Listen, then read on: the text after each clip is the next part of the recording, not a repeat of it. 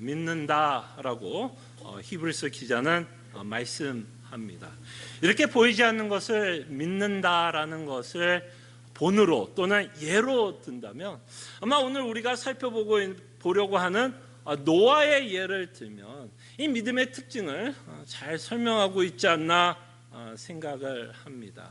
그래서 히브리서 기자는 이렇게 노아에 대해서 말씀하고 있죠. 믿음으로 노아는 아직 보이지 않는 일에 경고함을 받아 방주를 지었다라고 말씀을 합니다. 그래서 오늘은 이 노아의 스토리를 저희들이 보면서 믿음의 특징 또는 믿음의 원리에 대해서 저희들이 좀 더 생각해 보겠습니다.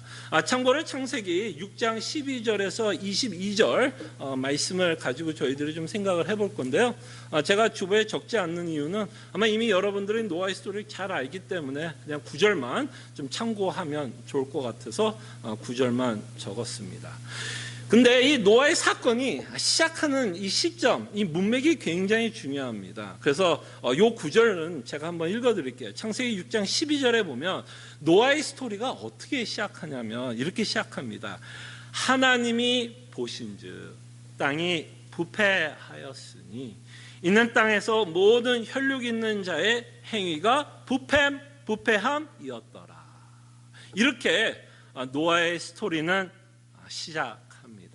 자, 그럴 때 이 12절에서 말씀하고 있는 내용에 가장 중요한 포인트가 있다면 이 포인트가 굉장히 중요하다고 봅니다.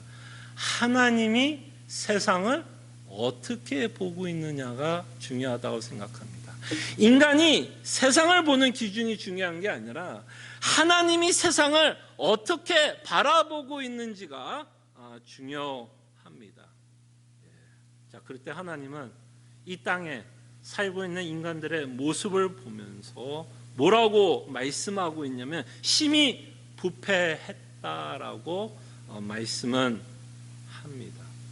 자, 그럴 때 성경 전체에서 인간이 이렇게 심히 부패한 상태를 어떻게 정리하고 있는지를 좀 생각을 잠깐만 했으면 합니다.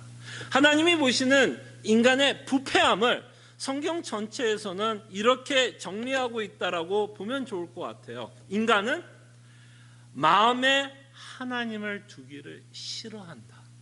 이게 인간이 갖고 있는 부패함이에요. 인간의 부패함은 마음에 하나님을 두기 싫어한다라는 것이 부패함이요. 또 어떤 부패함을 갖고 있냐면 불의로 불의, 자신의 죄로 진리를 억누릅니다. 진리를 억누르. 그 다음에 인간은 창조주 하나님을 영화롭게 하지 않습니다. 그리고 하고 싶지도 않고요. 끊임없이 인간은 자신의 영화, 자신의 명예, 자신의 계획, 자신이 추구하는 삶을 살아가려고 하지 창조주가 원하는 삶, 창조주가 영광을 받는 삶을 살아가기를 인간은 싫어한다라고 성경은 말씀합니다. 그래서 인간은 온갖 하나님께 반항을 일삼고 살아가는 상태, 이것이 바로 성경에서 말하는 죄와 허물로 죽은 인간의 부패한 모습이다라고 성경은 말씀합니다. 근데 여기서 흥미로운 점은 무엇이냐면 아까 조금 전에 말씀드린 것처럼 인간의 부패함이 뭐냐면 불의로 자신의 죄성으로 진리를 억누른다라고 말씀을 합니다. 그게 인간의 부패함이죠. 그래서 인간이 갖고 있는 가장 큰 부패함은 뭔지 아세요? 자신이 부패했다라는 것조차도 모른다라는 거예요. 지금 마치 말을 하자면 암, 사기예요, 말기예요. 그런데도 자신은 암에 걸렸는지 그걸 전혀 모르고 그냥 나는 건강하다라고 생각하면서 산다라는 거죠. 그래서 흥미로운 점은 뭐냐면 인간이 성경에서 말하는 이 부패함, 이 진리는 아무나 깨닫는 진리가 아니에요. 아니에요, 사실은. 인간의 부패함을 깨닫는 자는 어떤 자가 깨닫고 있느냐 하면 성령 하나님으로 거듭난 자들이 사실은 깨닫고 있는 진리입니다.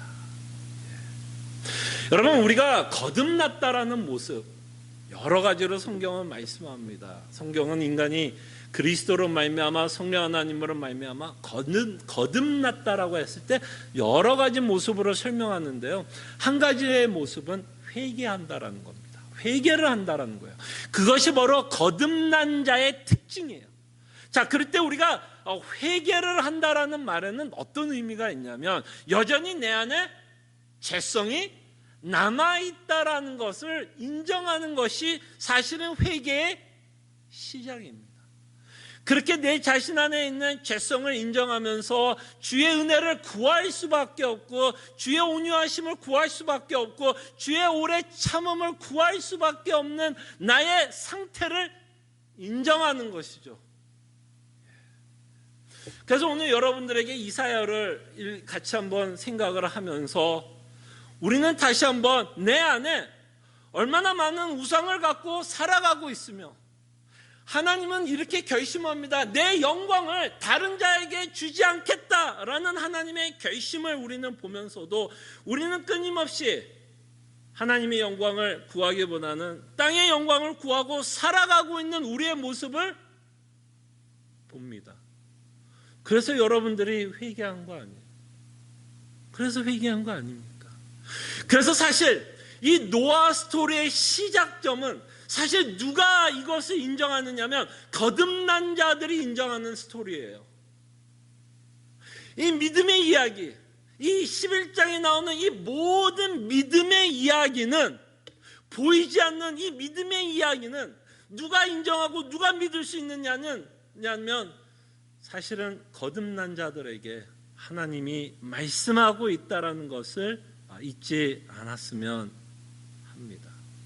자, 그럴 때 여러분들이 심히 부패했다라는 것을 깨닫고 회개를 했다면 사실은 우리는 하나님의 은혜를 구하기 전에 반드시 인정하게 되는 게 하나가 있어요. 여러분들이 잘못을 하면, 그죠? 여러분들이 잘못을 하면 사실은 뭐를 인정하게 되나요?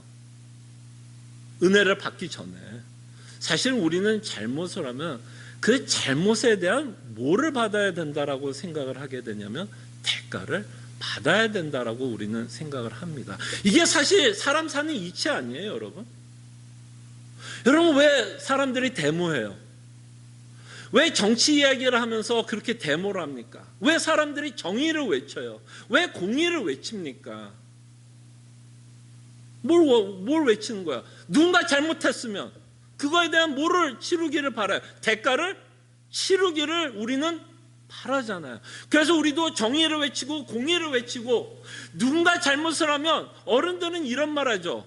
어른들은 이런 말 합니다. 정말 잘못한 인간들을 보면 아우, 저런 천벌을 받을 X. 그죠? 예, 인간사도 그래요. 살아가는 이치도 하나님의 형상으로 지음을 받았기 때문에 여전히 우리 안에는 정의가 남아있기 때문에 누군가 잘못을 하면 그 잘못에 대한 대가를 받아야 된다고 생각합니다. 그래서 우리는 하나님의 은혜를 구하기 전에, 받기 전에 사실은 하나님이 인간을 봤을 때 이런 부패함을 갖고 살아간다는 걸 여러분들이 인정을 한다면 여러분들은 은혜를 구하기 전에 먼저 인정해야 될 것이 있어요. 여러분과 저는 마땅히, 이건 마땅히라는 단어가 중요합니다. 마땅히 하나님으로부터 심판을 받아야 한다는 것을 인정하게 됩니다. 이거를 인정하지 않고서는 하나님의 용서하심과 하나님의 자비를 맛볼 수 없어요. 우리가 마땅히 하나님으로부터 심판을 받아야 한다는 것이 인정이 되기 때문에 그래서 은혜가 감사한 것이지 심판의 내용이 빠져버리면 사실은 하나님께서 우리에게 베풀어 주신 자비를 이해할 수도 없고 그 은혜에 대해서 우리는 감사할 수 없습니다. 그래서 거듭난 자들의 특징은 뭐냐면 하나님이 나를 심판한다고 해도 우리는 할 말이 없다라는 거예요. 그저 우리를 불쌍히 여겨 주시옵소서. 그리고 그리스도 때문에 내가 지금 구원을 받고 있다면 그저 뭐예요? 하나님 감사합니다. 나 같은 죄인, 마땅히 심판받아야 할 나를 하나님께서 구원하셨다라는 이 사실에 우리는 상당히 감사하게 됩니다. 그때 여러분, 만약에 하나님이 노아의 시대에 살아가는 사람들을 보면서 부패함을 보면서 이들을 심판하지 않으면 성경에서 나오는 하나님이 아니에요. 하나님의 속성에 위배된다라는 말입니다. 그래서 우리는 당연히 하나님이 이 세상을 보시면서 인간의 부패함을 보면서 우리는 당연히 무엇을 기대하게 되나요? 하나님의 심판을 기대하게 됩니다. 당연한 거란 얘기예요, 제 말은. 그래서 하나님의 이 노아 스토리의 핵심은 뭘까요, 여러분? 여러분, 노아 스토리는 여러분 홍수 내용이 뭐예요, 여러분? 홍수의 이야기는 하나님의 심판의 이야기입니다. 심판의 이야기예요. 그래서 죄의 싹스는 사망이라는 것을 이 노아의 사건을 통해서 우리에게 다시 한번 되새김시키고 있다는 것을 보게 됩니다. 그래서 하나님은 이렇게 부패한 인간들을 하나님은 당연히 멸절, 심판할 것을 말씀하고 있고 하나님은 이렇게 심판하는 도구로 사용하고 있는 것이 홍수였습니다. 홍수로 세상을 덮어버린다는 거죠. 여러분, 자연재해를 한번 당해보신 적 있으십니까? 시애틀에 와서 좋았던 것 중에 하나는 자연재해가 없다라는 거예요, 사실은. 여러분, 시애틀의 자연재해 뭐예요? 바람 많이 불고 비 조금 많이 오는 거. 근데 제가 살았던 캘리포니아에서는요, 지금도 기억납니다. 저는 여러 번 지진을 경험했어요. 물론 시애틀에도 지진이 없지는 않은 것 같아요. 캘리포니아, 제가 살았던 LA 지역보다 많지는 않은 것 같아요. 여러분, 지진 나면요 진짜 무서워요. 제가 있었던 그 LA 있을 때 여러분 혹시 노스리지 지진 혹시 기억나시는지 모르겠어요. 그게 제가 오자마자 있었으니까 1992년도에 있었어요. 굉장히 큰 지진이었습니다. 그 지진에 제 몸을 봐도 여러분 보시면 알겠지만 이게 가벼운 몸은 아니에요. 웬만큼 해서 흔들리는 몸이 아니에요. 근데 진짜 그날 새벽입니다. 지금도 생생해요. 새벽에 제 몸이 펄럭펄럭거리더라고요. 그러면 이제 우리는 캘리포니아 사면 좀 교육이 돼요. 무슨 교육을 시키냐면 뭐 밑으로 내려가라, 뭐 책상 밑으로 내려가라, 뭐 어떻게 뭐 피하라는 교육을 받는데 몸이 그렇게 펄럭펄럭거리니까요. 생각은 나는데요. 몸이 안 움직여요. 왠지 움직이면 집이 그냥 같이 무너질 것 같은 공포감이 오더라고요. 자연재해 무섭습니다. 생각보다 무서워요. 그리고 캘리포니아 사면 여러분 얘기 많이 들어요. 산불. 집 타는 거. 그리고 캘리포니아는 지금은 아니었지만 제가 살 때는 홍수도 어마어마하게 많이 났어요. 그런 자연재해 앞에서 인간이 할 수 있는 일은 별로 없어요. 최대한으로 그냥 막아보려고 하는 거지. 자연재해 앞에서 인간이 할 수 있는 일은 그렇게 많지 않다는 것을 보게 됩니다. 그럴 때 하나님이 심판을 하신다 그러면 사실 인간은 이걸 피할 방법이 없어요. 피할 방법이 없어요. 그래서 무서운 하나님의 심판의 이야기를 저희들이 보게 됩니다. 하나님이 심판을 하실 땐 모든 인간은 이 심판을 피할 방법이 없다라는 거예요. 네, 여러분. 노아의 사건은 분명히 하나님이 홍수로 이 세상을 심판할 것이라는 것이 노아 스토리가 갖고 있는 핵심적인 주제임에도 불구하고 이 스토리가 이대로 끝나지는 않아요. 저는 여러분 여기서 잠깐만 좀 멈춰섰으면 좋겠어요. 여러분과 저는 노아 스토리가 너무 익숙해. 너무 익숙한 게 문제야. 성경도 너무 익숙함이 감흥이 없어요. 여러분 영화 볼 때도 그렇죠. 이미 어떤 반전이 일어날 거고 어떤 일이 벌어질 거 미리 알고 보면 재미가 없는 것처럼 여러분과 저는 이 노아 스토리가 너무 익숙해서 이 스토리가 어떻게 끝나는지를 알기 때문에 그렇구나 하고 넘어가지만 사실은 노아 스토리는 어떻게 끝나야 되는지 정상일까요? 홍수로 끝났어야 될 스토리예요. 사실은 이게 사실 거듭난 자들이 또는 복음을 믿는 자들이 바라보는 역사관이에요. 사실 노아 스토리는 하나님이 홍수로 멸절하였더라 하면서 노아 스토리는 끝나야 되는 게 정상이에요. 이거를 바라볼 수 있는 자가 사실은 예수 그리스도의 복음을 믿고 있는 자입니다. 인간의 역사는 이대로 끝났어야 돼요.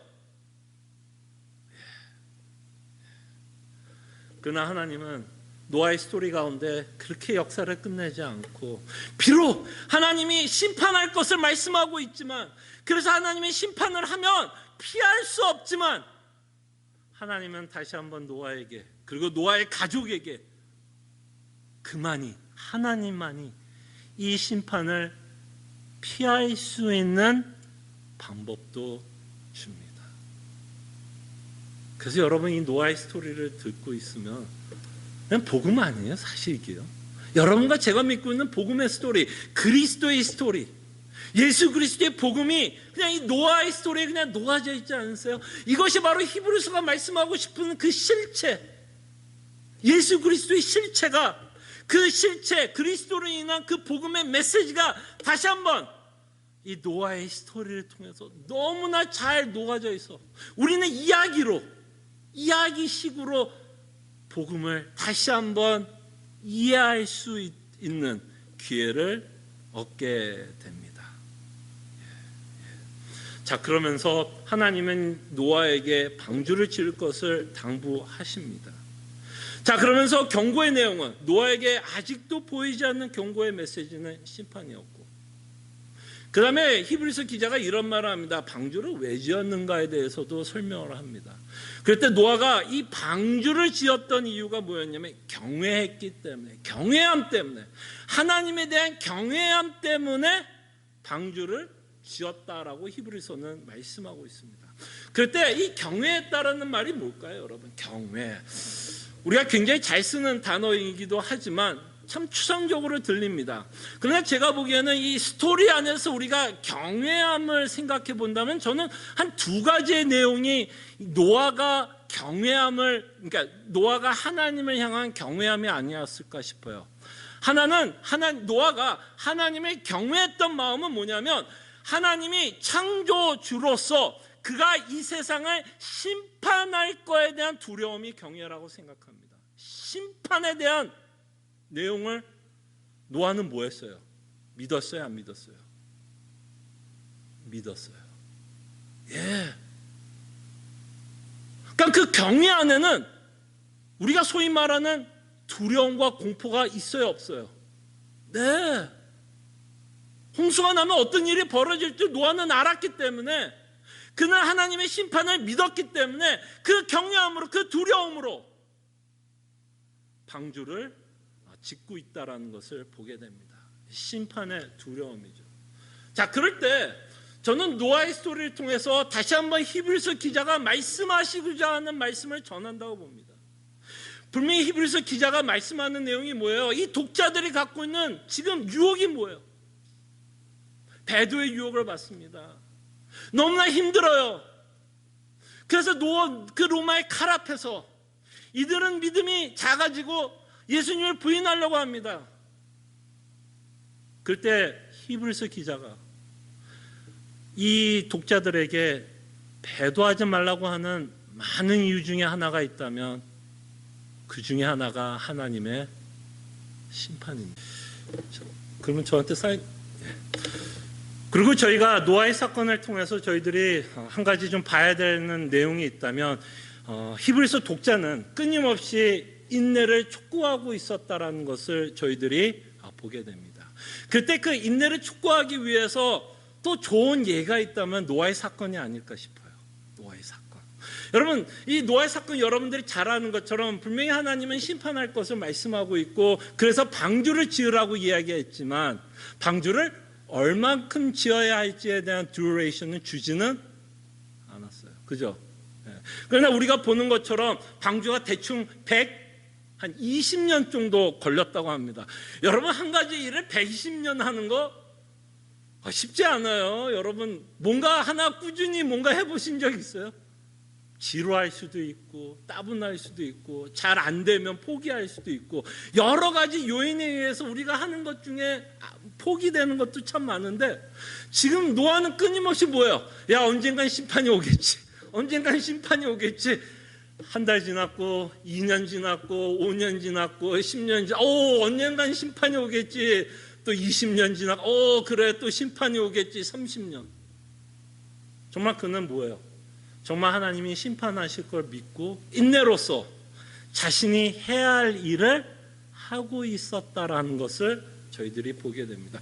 그럴 때 이 노아의 사건을 통해서 우리가 인내의 삶이 어떤 삶인지를 저희들은 이것을 통해서 보게 됩니다. 어떤 상황과 환경 가운데서도 하나님의 약속은 반드시 이루어진다라는 것, 하나님의 계획은 반드시 이루어진다라는 것을 이 노아의 사건을 통해서 우리에게 말씀하고 있고, 보이지 않는 현실이지만 보이는 것 같이 우리는 이 땅에 살아야 할 것을 다시 한번 이 노아의 사건을 통해서 우리에게 말씀하고 있다는 것을 저희들은 보게 됩니다. 자, 그럴 때 이렇게 경외함으로 방주를 지었던 이 노아에 대해서 히브리서 기자는 이렇게 총평을 내립니다. 이렇게 평가를 내립니다. 의의 상속자가 되었다라고 표현을 합니다. 의의 상속자가 되었다. 예. 그래서 다시 한번 이 노아의 사건을 통해서 하나님이 보시기에 어떠한 자가 의로운 자인 것을 우리에게 보여줍니다. 어떤 자가 의로운 자예요? 이 노아의 사건을 통해서 다시 한번 우리가 의롭다함을 받는다면 어떤 자가 의로운 자예요? 보이지 않는 것을 믿음으로 믿고 살아가는 자들을 의롭다 여기고 있다라는 것을 우리는 보게 됩니다. 노아도 아브라함도 끊임없이 하나님이 약속했던 것을 믿고 살아왔습니다. 노아는 하나님의 경고를, 보이지 않는 하나님의 경고를, 언제 하나님이 심판할지 모르는 그 경고를 믿고 끊임없이 방주를 짓고 있었어요. 그 믿음이, 노아가 갖고 있던 그 믿음이 결국 하나님이 의롭다 여겨주고 있는 것을 저희들이 보게 됩니다. 새 언약에 살아가는 우리도 똑같은 원리가 적용됩니다. 우리도 예수 그리스도를 보아야 보지 못했어요. 여러분들이 예수님이 십자가에 죽으신 거 보았어요? 못 봤어요? 예수님이 부활하신 거 보신 분 있으세요? 없으세요? 그러나 우리는 이게 현실로 믿고, 그리고 하나님이 새 언약을 통해서 세우신 그 복음의 메시지, 복음의 약속을 우리는 믿고 있습니다. 그리고 이 믿고 있는 우리를 하나님은 의롭다 여겨 주신다라는 것을 저희들이 보게 됩니다. 그래서 노아의 사건을 통해서 같은 원리를 보게 됩니다. 우리가 어떻게 하나님 앞에 의롭다함을 여김을 받느냐? 그것은 바로 그리스도의 복음을 믿는, 그러나 그 믿음조차도 사실은 하나님의 선물이었다라는 것도 우리는 인정을 해야 되겠죠. 그럴 때 그 예수 그리스도의 복음을 믿고 있는 우리를 하나님은 노아와 똑같이 뭐라고 여겨져요? 의의 상속자, 의를 상속받은 자로 하나님은 여겨주십니다. 근데 이 노아의 사건은 참 여러 가지 메시지를 우리에게 전하고 있는데요, 또 하나의 메시지가 있다면 예수님이 노아의 사건을 가지고 엄청난 경고를 합니다. 자, 이것은 마태복음 24장 38절에서 39절인데요. 주보에 좀 기록해 봤습니다. 예수님이 노아의 사건을 통해서 이런 경고를 해요. 자, 뭐라고 경고하냐면, 홍수 전에 노아가 방주에 들어가던 날까지 사람들이 먹고 마시고 장가 들고 시집가고 있으면 홍수가 나서 그들을 다 멸하기까지 깨닫지 못하였으니 인자의 임함도 이와 같으니라. 자, 노아의 스토리를 한번 여러분 다시 한번 재구성해 봅시다. 재현을 해 봅시다. 자, 노아가 만들었던 방주가 그냥 조그만 돛담배가 아니었죠. 뭐 고고학자에 의하면 그대로 그 나왔던 창세기 12장에 나왔던 그 길이대로 지으면 대충 뭐 풋볼 필드만큼의 크기라고 많은 사람들이 추측합니다. 그럼 동네 친구들은 그 방주를 봤을까요? 안 봤을까요? 풋볼 필드가 이렇게 동그랗게 지어지고 있다면 사람들이 그걸 봤을까요? 안 봤을까요? 아유, 감사합니다. 봤을 거 아니에요. 그럼 여러분들이 노아 친구라면 그렇게 하루같이 120년을 짓고 있는 그 노아를 보면 여러분은 좀 호기심 생기지 않겠어요? 좀 궁금하지 않겠어요? 뭐가 궁금할까요? 여러분, 만약에 여러분들이 노아가 친구라면 그렇게 열심히 짓고 있는, 방주를 짓고 있는 노아를 보면서 묻고 싶다면 뭘 물어보고 싶으세요? 노아야, 너 지금 방주 왜 짓고 있어? 아니, 왜 이렇게 큰 방주를 지어? 그럼 여러분, 노아가 뭐라고 대답할까요, 여러분? 아, 나 심심해서 너무너무 할 일이 없고 그냥 무료해서 그냥 큰 배나 지어서 나 바다에 나가서 그냥 항해하고 그냥 참치잡이나 할 거야. 뭐 이렇게 대답했겠어요? 뭐라고 대답? 야, 하나님 심판하신대. 홍수로 우리를 다 멸하겠대. 그래서 나는 그걸 믿기 때문에 지금 방주를 지어 라고 여러 번 대답했다고 했겠죠. 그렇게 대답했겠죠, 노아라면. 그러면 친구의 대답은 당연히 어떻게 대답하는 게 마땅한 거야? 노아야, 나도 같이 지을게. 나도 같이 지을게. 그리고 뭐를 부탁할까? 야, 이거 다 지으면 나도 그렇고 내 가족도 좀 같이 태워줘. 근데 이 당시에 뭐 했다라는 거예요? 그냥 먹고 마시고 결혼했다라는 거예요. 자, 먹고 마시는 게 잘못됐다고 예수님이 말을 하는 걸까요? 결혼했다라는 게 잘못됐다고 말을 하는 걸까요? 예수님이 시비를 걸고 싶은 내용은 뭐예요? 이들은 하나님의 경고를 듣지 않았다라는 거예요. 하나님의 심판이 분명히 있을 것임에도 불구하고 이들은 뭐 한 거야? 한쪽 귀를 듣고 한쪽 귀로 흘려버렸어요. 저는 정말 여러분, 이 마태복음에 나오는 24장에 나와 있는 이 경고는 분명히 안 믿는 자가 이렇게 할 것이다라고 예수님이 말씀하고 있는 건 확실할 거예요. 안 믿는 자가 이럴 거라고 말씀을 할 거예요. 근데 성경이 보통 쓰여지고 있는 대상이 누구죠? 사실은 성경이 안 믿는 자들을 위해서 쓰여진 책이 하나님의 백성과 자녀들에게 쓰여진 책이에요. 하나님의 백성과 자녀를 위해 쓰여진 책입니다. 분명히 이 내용은 안 믿는 자들이 할 행동이에요. 그럼에도 불구하고 왜 예수님이 이 경고, 이것이 성경에 기록되었을까요? 왜 기록되었을까요, 여러분? 믿는 우리도, 거듭난 우리도 하나님의 심판의 경고에 무딜 수 있다라는 거죠. 그래서 우리는 무엇을 더 두려워하나요?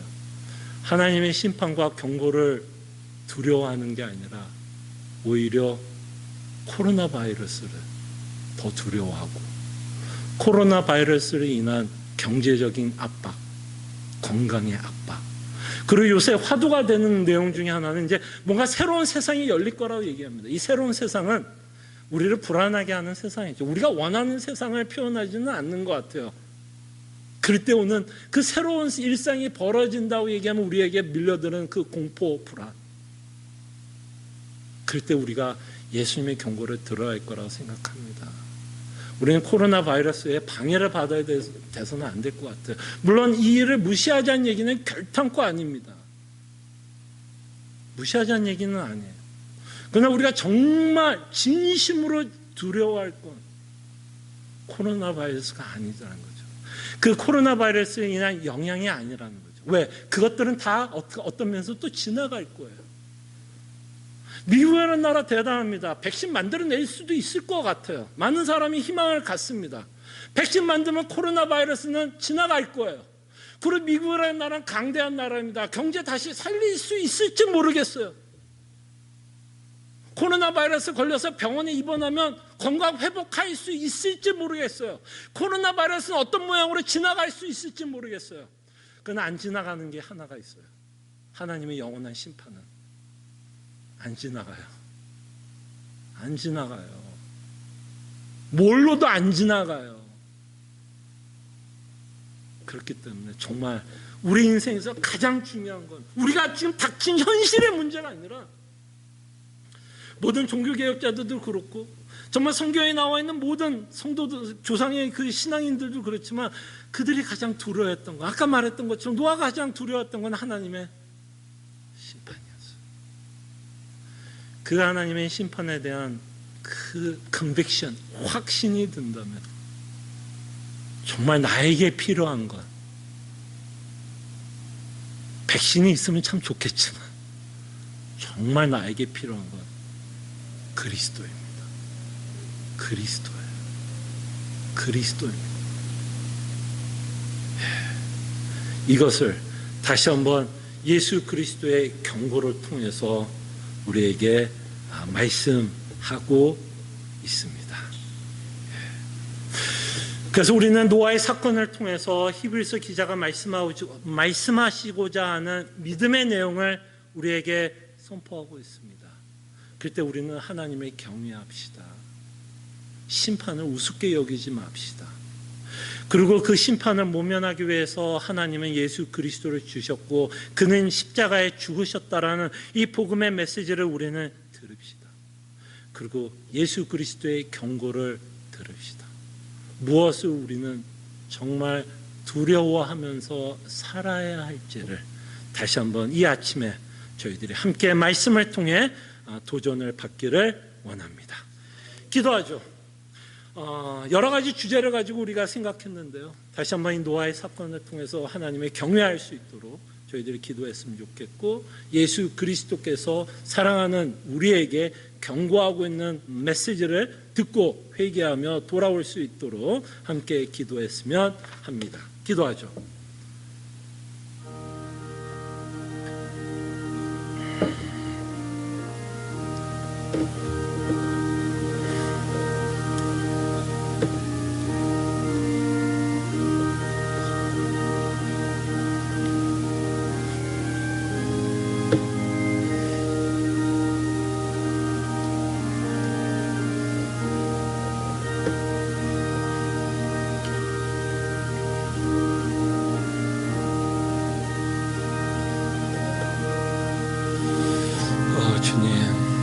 정말 노아로 통해서 우리에게 말씀하시고자 하는 메시지를 저희들로 듣게 하여 주셨습니다.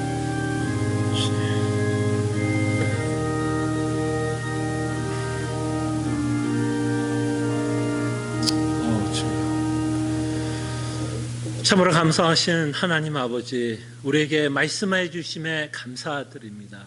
이 말씀이 우리가 한쪽 귀를 듣고 한쪽 귀를 흘려버리는 어리석은 자들이 아니라 이 말씀을 우리 가슴판에 새기며 우리가 하나님을 경외하며 순종하며 살아가는 주의 백성들 되게 하여 주시옵소서. 감사하고 살아계신 예수 그리스도 이름으로 기도합나이다. 아멘. 함께 일어나셔서 찬송가 463장 찬송합니다. 네.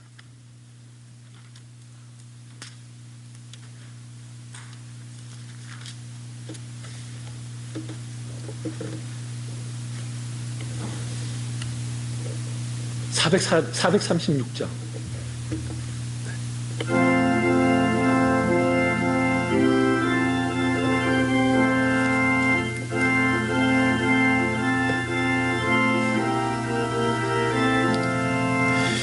나 이제 주님의 새 생명 얻음모 옛것은 지나고 새 사람이로다.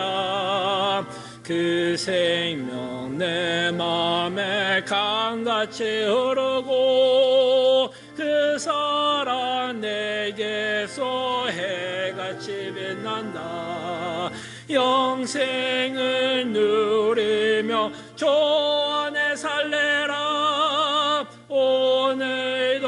내일도 주와 함께 살리라. 주 안에 감추인 새 생명 얻으니 예전에 좋던 것 이제는 값없다. 하늘의 은혜와 평화를 맛보니 찬송과 기도로 주와 함께 살리라. 영생을 누리며 주 안에 살리라. 오늘도 내일도 주와 함께 살리라. 산천도 조목도 새 것이 되었고 죄인도 원수도 친구로 변한다. 새 생명 얻은 자 영생을 누리니 주님을 모신 맘 새 하늘이로다. 영생을 누리며 주 안에 살리라. 오늘도 내일도 주 함께 살리라. 주 따라 가는 길 험하고 멀어도 늘 부르며 뒤따라가리라. 나 주를 모시고 영원히 살리라. 날마다 섬기며 주 함께 살리라. 영생을 누리며 주 안에 살리라. 오늘도 내일도 주 함께 살리라. 하나님의 백성들이여, 하나님이 주시는 축복의 말씀, 위로의 말씀 믿으시기를 바랍니다. 능히 너희를 보호하사 거침이 없게 하시고 너희로 그 영광 앞에 흠이 없이 기쁨으로 서게 하실 이 곧 우리 구주 홀로 하나이신 하나님께 우리 주 예수 그리스도로 말미암아 영광과 위엄과 권력과 권세가 영원전부터 이제와 영원토록 우리와 함께 있을지어다.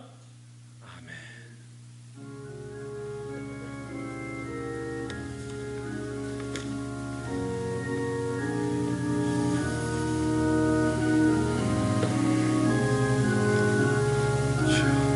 정말 우리로 하여금 하나님의 말씀을 안에서 살아갈 수 있고 정말 노아가 우리에게 외치는 그 말씀을 들을 수 있도록 주께서 함께하여 주시옵소서. 주님의 은혜를 간구하며 주의 말씀을 들을 수 있도록 아버지 하나님 도와주시기를. 또 우리와 함께 또 영상으로 예배하는 주의 모든 사랑하는 성도님 주의 이름으로 환영합니다. 계속해서 주의 예배로 또 이렇게 영상으로 여러분들에게 예배를 하게 되는데요. 조금 전에 좀 장로님께서 또 대표 기도를 한 것처럼 정말 함께 정말 사랑하는 성도들과 함께 이렇게 육체적으로 함께 모여서 예배하는 날을 정말 소원하게 되더라고요. 그래서 이것이 언제 될지는 잘 모르겠어요. 페이스 3라고 많은 분들이 이야기를 하는 것 같은데요. 어쨌든 페이스 3에 들어가서 저희들이 다시 모여서 함께 예배할 날을 소원하고 정말 기대하는 마음으로 계속 저희들이 기도했으면 합니다. 계속해서 교육부 예배 기억해 주시고 유튜브로 예배 드릴 수 있도록 권면해 주셨으면 좋겠고요. 수요 성경 공부 26장 특별히 성도의 교제 또는 사도신경에서는 성도의 교통이라는 단어로 사도신경을 사용하고 있는데요. 성도의 교제에 대해서 여러분들과 함께 말씀을 통해서 저희들이 좀 살펴보고 있는데요. 많이들 좀 참석하셔서 우리가 그리스도 안에 있는 그리스도와 연합함으로써 갖는 친교의 의미, 교제의 의미에 대해서 저희들이 생각해 보겠습니다. 계속해서 여러분 위정자들 기억해 주시고 기도해 주시고 또 성도들 여러분 기억해 주시고 기도해 주시면 감사하겠습니다. 감사합니다.